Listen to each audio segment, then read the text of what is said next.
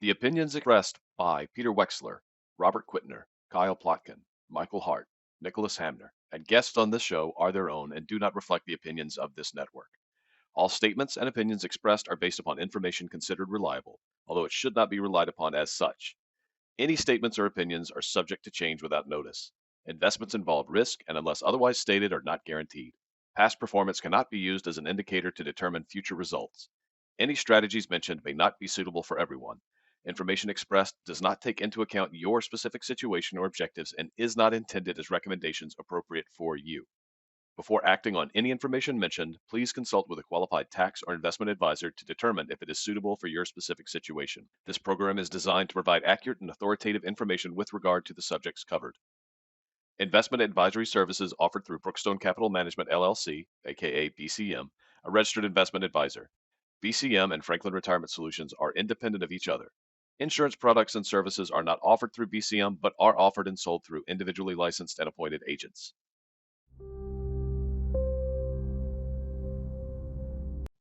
All right, welcome everybody to the inaugural episode of Solving the Retirement Puzzle. That's the new podcast from Franklin Retirement Solutions. We are going to talk about anything that happens to be in the news this week or just on the top of our heads as it relates to personal finance and retirement planning. Such newsworthy, just like mind engaging topics. I am Nick Hamner. With me is Michael Hart and Kyle Plotkin. And each of us is going to talk about something interesting today, hopefully. Well, hopefully it's interesting. Each of us is going to talk about something. Um, so I will start because I think this is really interesting just from a historical perspective. You guys saw the tax brackets pre-Kennedy, right? Yes. Yes. Where it wasn't just, right now we have 7 brackets. It's 10%, 12%, 22, 24, da da da da, da up to 37. When Kennedy was president, the lowest tax bracket was 20. The highest was 91%. So what I did was play around. I went and saw basically what somebody proper middle class would be. So I thought, what is a solo practitioner attorney? What we would consider middle class, upper middle class, somewhere in there. In 1963, the average salary for a sole practitioner attorney was $9,000. In 2023, the average salary for a solo practitioner attorney was around 123,000. That's how the salaries break down. Now, a dollar in 1963 was a dollar. That same 1963 dollar in 2023 was roughly $10.21. That's the comparison I used. So I went through and using the 1963 tax bracket structure, what would that break out to?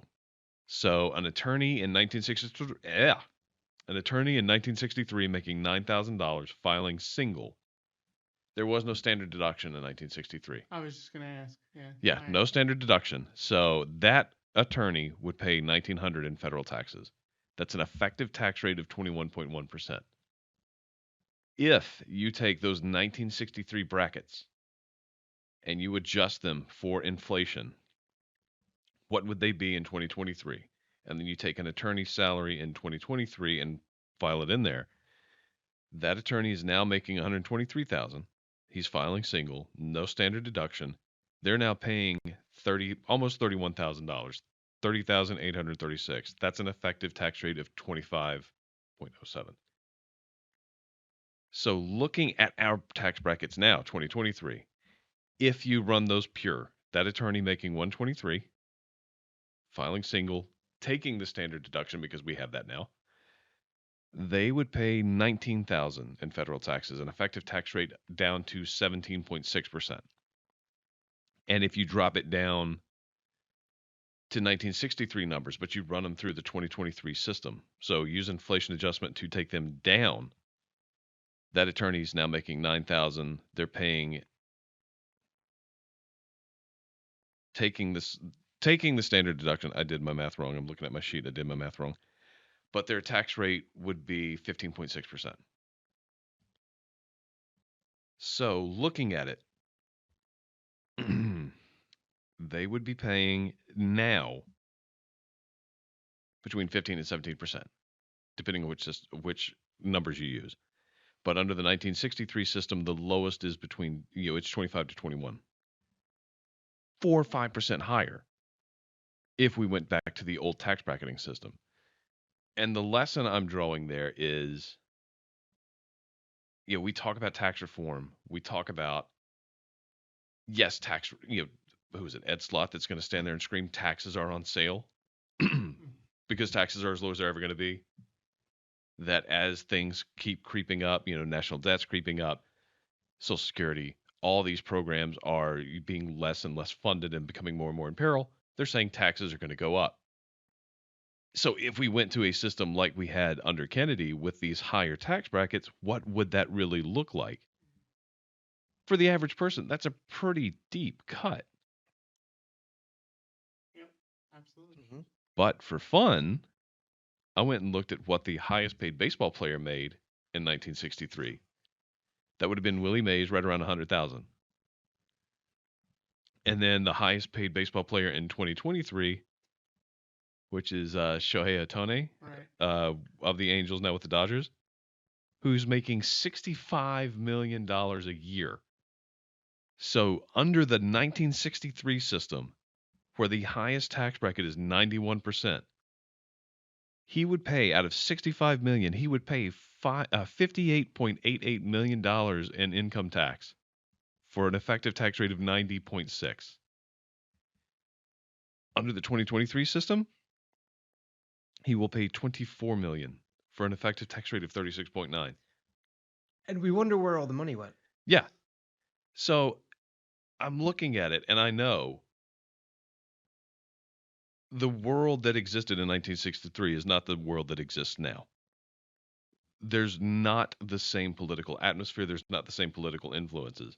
When the tax changes come, I don't think 37 is going to go back up to 91. No, But I do think probably not. I do think those 20% and those 22% brackets, the low and middle income, those are going to creep back up. That is my honest guess. I don't see the political system ever going after the high earners like they once did. So we will never have another NASA. We will never have another interstate system. Right now it's over $300 billion to replace all the failing bridges we have. Never. No, it's not going to happen. I don't think we'll see upheaval, but when we talk about proactive tax planning, talk about tax planning at all and making a retirement plan, I think it's well worth it to expect a tax increase for low to middle income, the lower class, the middle class retirees. Those are the incomes that are going to take the brunt. That's my honest prediction. What the future actually holds, who knows? But we see what it used to be, we see what it is now, and we see who's in charge. I don't see where there's not a tax correction in the future coming for the middle class. Yeah, I mean, at some point, the bill for everything has to get paid, right? But the question, is going to be who's going to pay it. And yeah, I mean, certainly, if you look at trends, you know, the taxes have been cut on the people who make the most money. It reminded me of I can't remember the actor, but there was an actor back in the day, it may have even been before the 60s, where he would only make 2 or 3 movies a year because after that, he'd be paying, 91 cents on every dollar that he would earn after that. So, people would ask him why you only make 2 or 3 movies a year. And he would say, because there's no point in me working. It's all going to the government. Even from the middle class standpoint, we earn more, we're paying less. But you have to wonder, are we truly paying less? Because it's like the idea of, you guys are familiar with shrinkflation, right? It used to be a 64-ounce jug of laundry detergent. Now it's 60 ounces, but you're paying the same price, or you might pay a little bit more. The bags of chips are more and more air every year. I was going to say, I experienced that with ice cream. Yeah. It used to be 2 quarts, then it was 1.75. Now it's 1.5. The struggle is real. Yeah. I mean, ice cream is a necessity. So it's not like you can avoid ice cream. But so yes, we are earning more, we're paying less, but we're not funding things the way we used to. And is that balance there? It used to, we had a well-funded interstate system. We had a well-funded space program that was making these huge technological advances. Now we've privatized space. We have a $300 billion bill on the highways that we're not going to pay, but we're paying less in taxes. Social Security, the funding for that is always a political topic. Is it worth the trade-off that we've made? Would we all pay $5,000 more a year to have a better highway, to have all these things, these public infrastructure projects, to have all these social services fully function and working? That's what I mean. Everybody talks about universal health care, about what countries have it, what country doesn't, and what that would look like, and will we eventually get to that point? I mean, again, that's going to have to be funded, and I know personally, I wouldn't mind paying more in taxes to get something like that because in the end, it's going to be cheaper for everybody because you just scale it up. But if if they're not taxing the people that have the most money making the most money, I mean, just think about it. The average person making, I don't know, 50, 60, $70,000 a year, I they're think paying what they're 63 paying. is the average right now. Okay, so 63,000, they're paying probably a lot higher percentage than, Elon Musk bringing in 10 billion a year, whatever it is. So I mean, yeah, you want to talk, okay, do the rich pay most of the taxes? Well, in dollars, yeah, they probably do. But percentage wise, where's the fairness that a nurse or a teacher is paying a significantly higher tax rate than Elon Musk? Well, I think in terms of dollars, yes. In terms of effective tax rate, yes. In terms of impact to lifestyle and overall spending, the middle class bears the brunt. Absolutely. So tax planning is going to be one of those things that plays a more and more critical role in retirement planning, and that's something we handle at Franklin Retirement Solutions. If you have any questions, feel free to reach out to us on this page or on this link you see on your screen. But I think we've talked enough about taxes because I want to fall asleep and I'm the one who brought it up. So we will slide over to you, Kyle. What do you have for us this week? So I had a couple of things, actually, two articles. One of them was from the Wall Street Journal, one of them from Yahoo Finance, just talking about corporate profits. And one of the things that we keep hearing, and we've been hearing for like 2 or 3 years now, is we're coming up on a recession. We're coming up on a recession. And then they're talking about, was it going to be a soft landing? And now you're hearing a no landing scenario. And I just wanted to kind of go through that because largely the stock market or the economy kind of goes as the stock market goes. To a degree. In the big picture terms, yeah. Big picture, yeah. Personal, I don't know. I agree. But big picture terms, if we're looking macro, then yeah, the stock market and the economy are, kind of sort of hand in hand. And corporate profits are still going up at this point, going through the roof. One of the things that I picked up here is that earnings per share for companies in the S&P 500 at this point, they look to be up 5.2% from last year, where the analysts had only expected 3.4. That's because they're not giving you as much ice cream for the same amount of money. Well, that's certainly part of it, and that hurts everybody. We all have more ice cream. That's called a callback. Yeah. I'm calling back to what we talked about before. You guys catch that? I was asleep when you were talking about the Yeah. taxes. So. Yeah. So basically, another piece of data they look to is from the earnings calls from all of those S&P 500 companies. Only 100 of them mentioned the word recession versus the first quarter of last year, where 302 did, more than half. So companies are clearly, looking and thinking as though we're not imminently looking at a recession. There's a few more data points, but another one that I found here was about stock buybacks. Yeah. And certainly stock buybacks are something that happens when there's an excess of cash within these corporations. Right, an excess of cash on the corporate side. Correct. They go through, they buy back their stocks. It increases their withholding, or it increases what they hold, takes away some of the shareholder power, and increases their Earnings per share. yes. Yes. Yeah. It forces each share to go up. If I talk enough, the words will eventually get there. So supply and demand on a big scale. Yes. And this is talking about the amount of buybacks that we've had in the last quarter, the first quarter of this year, 383 billion were announced, um, which is it's 110 billion alone from Apple, 70 billion alone from Google. Uh, but what I was looking at is that it's up. I don't know. I don't have it in front of me. Something like 30% from where buybacks were the previous year. Yeah. So again, if we're looking at just the stock market and the way that these companies are functioning, they certainly don't think that we're imminently coming up upon a recession.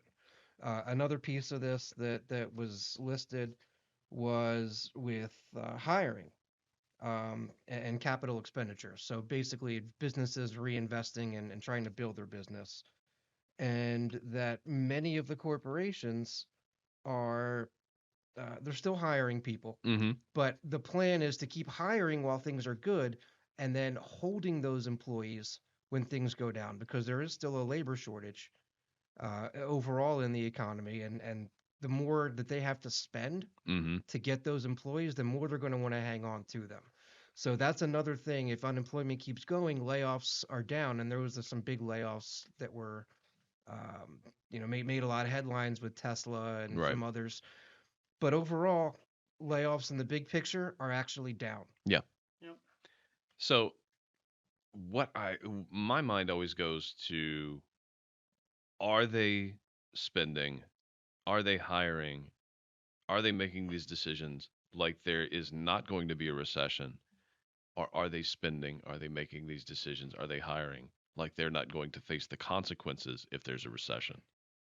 Because I mean, it sounds similar, but the differences are pretty large. And if you look back to how we handled the last two financial crises, we put a lot of public money into private institutions. We privatized the loss, or we publicized the loss, we privatized any gains. As investors are looking at this, what's the general feeling? Nothing specific, but what's the overall feeling?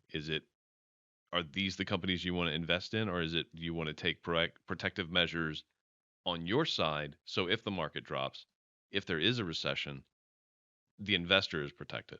It depends on the individual investor, really. I mean, if you're younger, you're looking for growth. Okay, yeah, go ahead, buy something risky, buy a bunch of Tesla stock or Nvidia or something like that. If you're closer to retirement, or you're going to be needing to pull those funds sooner, then yeah, you're looking at wanting to take down your volatility. Mm-hmm. What I'm seeing here is, the vibe that I'm getting from the companies themselves is that they still think the times are good, and that things are going to continue to run. So, maybe that pushes out the chances of a recession. I don't know, 2 years, 3 years, maybe, who knows? Things could happen tomorrow. But um, from the standpoint of the corporations and how they are acting, it does not seem as though the people that are running those places, the power brokers, I guess Mm-hmm. you could say, does not seem like they are operating as though a downturn is imminent, which kind of goes against conventional wisdom in some ways and different things that you've heard. But that also plays into things like interest rates. If Yeah. the thing, the economy keeps going the way it is, rates aren't going to come down, Mm-hmm. because they're trying to force unemployment down. Until that happens, um, and that's not happening at this point. So to me, I think rates are probably going to stay higher longer than has been predicted. I mean, now they're beginning of the year they were talking about 7 cuts, and now they're talking about One maybe or two. one, Yeah. maybe one. So again, that's, as far as the stock market goes, that's another indicator that, at least of the people who are running these things, they don't see a whole lot of trouble on the immediate horizon. You know what we need? We need a crystal ball on the table. We do not have a crystal ball on this table, because at any time when you're talking about what will the markets do, what will the Fed do, you look at the crystal ball, you realize it's cloudy and nobody knows. This is correct. We could have a magic 8 ball too, and just, hey, what's the market going to do? I don't know. Ask again later. Well, Oh, we ran into that issue, last year. Everybody we talked to said that, the first quarter of 2023 was going to be rough, and it wasn't. And then beginning this year, as you said, 6 to 7 rate cuts. Now it's one. Maybe it'll be zero. So, economists were put on this planet to make astrologers look good. So, And what does that say about financial writers right next to him? All the guys calling, is it going to be a recession? Is it going to be a recession? I guess it's one of those things. You can be wrong 25, 30 times, but as long as you're right once, Yeah. that's the one you put on your highlight reel. Yeah, or you just keep saying recession and, it eventually happens and you say, well, I wasn't wrong. I was just early. Yeah. Yeah, or so that 20 years later they can put out an article that says, "Oh yeah, the guy that called this one thing in 2007 says this," and it supposedly gives credibility. I mean, the thing that I always do is you just go to Yahoo Finance or go to like CNBC or one of these websites, and you just scroll through it. And the first article is, "Oh yeah, everything's great. People are going to make a ton of money. We're all going to be rich." Mm-hmm. And the next article says, "Oh yeah, the sky is falling. We're all going to be poor and have no money in 6 months." I mean, there's really, as much as they might say there's consensus, there's never consensus because Well, nobody yeah. ever knows. Yeah. So, on that note, with no consensus, I think we can all agree it's time to move on. We've talked about investment risk, we've talked about taxes, and now let's see what Mike wants to talk about. Yeah, so I didn't bring an article, but I wanted to mention, an interesting situation I had with a client that I met with last week. Did this work in high school, by the way? If you didn't do the assignment and you just wanted to talk about something that reminded you of the assignment, did your teacher accept that? I mean, I was pretty good at just skimming by. Uh huh. But yeah, so I mean, as we all know here at Franklin, there's no shortage of checklists Yes. for how we do things here. But one of the checklists we use when we have meetings with clients at the very top is to make sure that your beneficiaries are up to date. And I had a meeting with a client last week and going through my checklist, and sure enough, we start talking about beneficiaries and we look at how their beneficiaries are listed on their accounts, and sure enough, we needed to do an update. So it reminded me of a pretty famous story about a public school teacher from New York City who had gotten married young, no kids, named her husband as her beneficiary on her Mm-hmm. pension, got divorced, and then updated her beneficiary to her sister. The teacher eventually got remarried and had two kids, but never updated her beneficiaries. Uh, Unfortunately, she was involved in a car accident and she died. Okay. And the sister, who was not a fan of the husband at all, Mm-hmm. got the entire thing. And the husband was not working. So now you have a widowed father with two kids, and he saw none of that, Yeah. all because beneficiaries weren't updated on a retirement account or on a pension. So I know we cover it with all our clients that we meet with, but please make sure that your beneficiaries are up to date. A lot of people think, well, I have it in my will. Well, Mm-hmm. beneficiaries on accounts supersede the will. So please make sure you're talking with your financial advisor if you have one, and your estate planning attorney if you have one of those, and please make sure you have all your ducks in a row because there could be some bad repercussions if you don't have that stuff up to date. It's one of those things. On the grand scale, on a very high level, all of this stuff sounds really easy. Oh, it's just paperwork. I can fill out a form. Let me just fill out this form, and then I fill out this form, and I'm good. And in certain cases, yeah, that's probably right. Yeah, filling out two forms, you're good. You can file your taxes, good. But things like this, the intricacies of these forms, what each word means, how things are structured. Yeah, it's very critical you understand everything, and it's really easy to go in and think, yeah, I understand all of this, and then you don't. And then it's one of at least with like you mess up a car trying to fix it yourself, a YouTube certified mechanic. You mess it up, you can have it towed to someone who can fix it. You go into a home remodel project, watch a couple videos online. Yeah, I know how to do sheetrock. And then when you don't, you can go find a guy and fix it. Especially with estate planning. Retirement planning is bad enough. You mess up there, you've really messed up. But if you mess up an estate plan, there is no way to fix that. A retirement plan, maybe you can recoup some of your losses. Maybe you can figure things out. But an estate plan, you are out of the way. Once the problems become evident, you are no longer here to fix it. So do it yourself is not always the best option. And here's a scenario that I'm sure happens pretty often. I've seen it where, let's just say somebody, it's their first day at a new job, and one of the things they have to do all the new hire paperwork. Okay, you're going to have this 401k. So fill this out. Okay.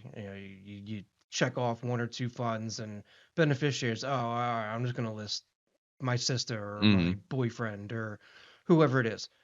And 20 years later, obviously your life has changed. You're now married maybe 2 or 3 times with kids, or, I mean, it's nothing like what your life was when you took that job at 23 years old. Right.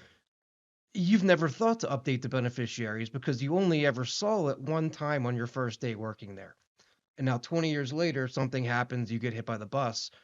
Uh, you haven't updated that thing since 20 years ago. Now you've got $500,000 in this account that you were thinking was going to go to your spouse, your kids, whoever, and all of a sudden it's going to, your sister that you haven't talked to in 10 years because you Mm-hmm. never thought to update the beneficiary form. Well, think about it this way. How many times does it take the average person starting a new job to get their email signature correct for this new job, new position? Have it display correctly, have it list the correct information.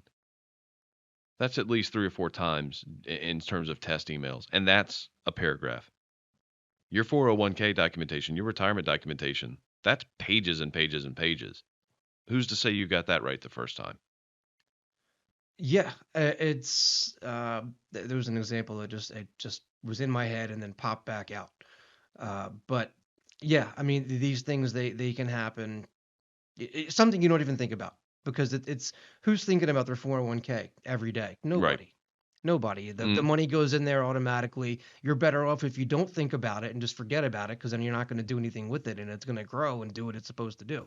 No, and how many times have we met with clients and, a few times, and then, we're going through their money map and they're like, oh, and I forgot I have this 401k. So not only are they, not up to date on the beneficiaries, but a lot of times they've just forgotten about the account altogether. yeah. And even then, well, first of all, you mentioned a money map. Do you want to explain what a money map is? Yeah, so our money map is just something we use here at Franklin. It's an overall 30,000 foot view snapshot of your entire financial picture. So all your retirement accounts, your taxable accounts, your overall estate value, so it includes the value of your house, any life insurance. So just overall 30,000 foot view of your total financial picture. It's a spreadsheet within spreadsheets. It's a spreadsheet with lots of numbers. We excel in our job. Very good. Very good, Nick. See, this is why we need the sound effects. So when you I'm not putting sound effects in. We're lucky if we get name cards across the bottom of the screen that say, Nicholas Hamner. But so yeah, I think we can do a little 80s sitcom wrap and talk about the things we've learned. We learned that the tax codes have always been complicated, and while right now we're paying less, we very likely are going to have to pay more in the future.